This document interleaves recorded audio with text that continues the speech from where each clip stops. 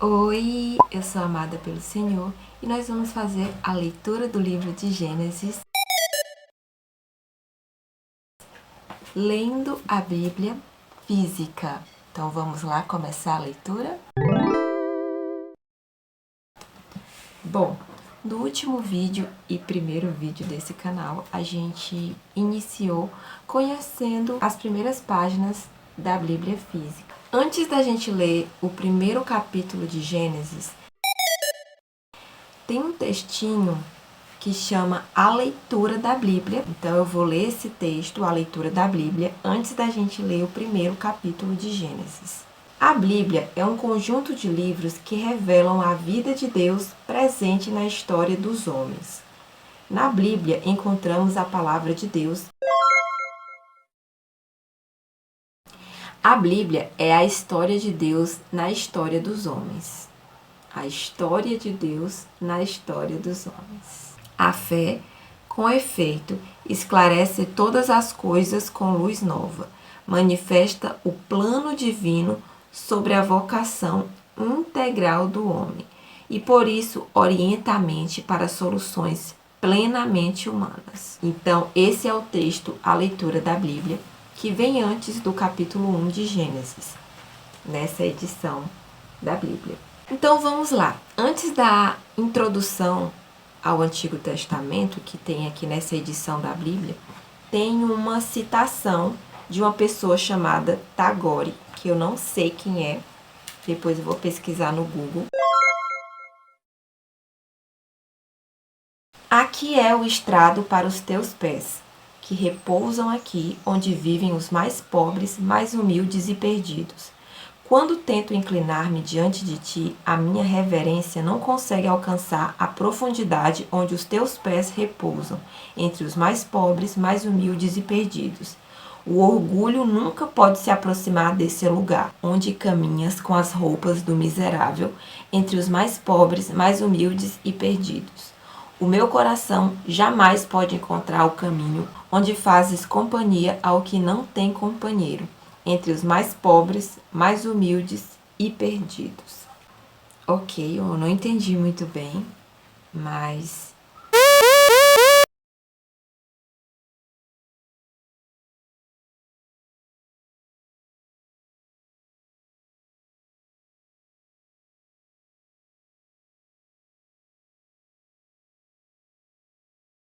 é uma citação de uma pessoa chamada Tagore, que eu não conheço, e depois eu vou pesquisar para saber quem é. Agora a gente vai iniciar a leitura com a introdução do Antigo Testamento. Antigo Testamento, introdução. A Bíblia cristã tem duas grandes partes, o Antigo e o Novo Testamento. Em grego, há uma única palavra para dizer aliança e testamento. Poderíamos então dizer antiga e nova aliança. Então, antiga aliança, Antigo Testamento.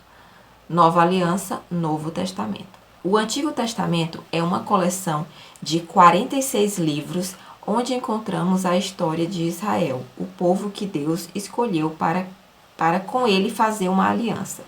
Portanto, o Antigo Testamento é a história de um povo. Mostra como surgiu o povo, como viveu escravo no Egito, como possuiu uma terra, como foi governado, quais as relações que teve com outras nações, como estabeleceu suas leis e viveu a sua religião. Apresenta seus costumes, sua cultura, seus conflitos, derrotas e esperanças. O importante, porém, é que o Antigo Testamento é a história desse povo em aliança com Deus. Nada do que se conta a respeito de Israel está desligado do seu relacionamento com Javé, o nome com que Deus se revelou. O Antigo Testamento mostra como esse povo se comportou em relação a Javé e qual é o projeto que Deus quis realizar no meio da humanidade através desse povo. Israel foi um povo escolhido, diferente justamente porque estava encarregado de realizar esse projeto de Deus. Esse projeto aparece bem claro nesses livros. considerar só Deus como o absoluto para que as relações entre as pessoas possam ser fraternas e ter como centro a liberdade e a vida. Vendo como Israel foi fiel ou não a esse projeto e como Deus agiu no meio dele, poderemos nos aproximar com mais compreensão da outra parte da Bíblia, chamada Novo Testamento. Jesus, o Filho de Deus, se encarnou na terra e na história concreta do povo de Israel, assumindo sua história, tradições, cultura e religião.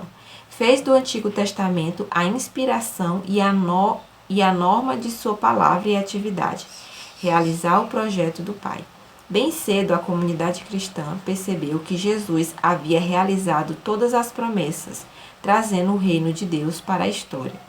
E foi com a luz do Antigo Testamento que os primeiros cristãos compreenderam o significado da pessoa e da atividade de Jesus e produziram pouco a pouco os escritos do Novo Testamento, que ao todo são 27 livros, isso o Novo Testamento. O Antigo Testamento, 46. A mesma tarefa cabe a nós, ler e meditar o Antigo Testamento a fim de compreender a pessoa de Jesus e continuar a sua palavra e ação na história. Ou seja, aqui é dito na introdução que o Antigo Testamento é necessário para que a gente entenda a história de nosso Senhor Jesus, o propósito, né? A nova aliança. Então, essa é a introdução ao Antigo Testamento. Aqui também tem uma introdução sobre o Pentateuco. Pentateuco é uma palavra derivada do grego e significa 5 livros. Essa palavra é usada para indicar os 5 primeiros livros da Bíblia, isto é, Gênesis, Êxodo, Levítico, Números e Deuteronômio. Os judeus chamam essa parte da Bíblia com o nome de Torá, que significa lei. Nesses 5 livros encontramos histórias e leis que foram postas por escrito durante 6 séculos, reformulando, adaptando e atualizando tradições antigas e criando novas. Tanto as histórias como as leis giram em torno de um centro, o ato libertador de Deus no Êxodo, que é o ato fundante do povo de Israel. As histórias aí contidas, ou seja, no Pentateuco, nos 5 primeiros livros da Bíblia, eram histórias de famílias, de clãs e de tribos que procuravam transmitir oralmente, de geração em geração, ensinamentos e fatos. Mais tarde, essas histórias foram reunidas, modificadas e interpretadas para que todo o povo de Israel pudesse se espelhar nelas e para que elas expressassem a fé em Javé, o Deus que liberta. As leis pertencem a várias épocas e são diretivas para o povo nas diversas etapas da sua história. Todas elas, porém, procuram, em circunstâncias diferentes, conduzir a uma prática que reflita o ideal proposto pelas normas básicas do projeto de Deus, a libertação do povo e a formação de uma sociedade onde haja liberdade e vida para todos. Olha só, as leis apresentadas no Pentateuco não são perenes e intocáveis, mas expressam um momento determinado da vida com os conflitos que existiam dentro do povo de Deus. Ou seja, era algo que está relacionado à época que as pessoas viviam, na época vivida dos primeiros livros da Bíblia, né? Mais do que serem aplicadas diretamente à nossa realidade, elas servem de exemplo e modelo para que aprendamos a discernir as situações e criar uma legislação que responda às necessidades do povo conforme o projeto de Deus. Não podemos esquecer, porém, que a lei deve servir ao povo e não ser instrumento de opressão contra o povo. O sábado foi feito para o homem e não o homem para o sábado.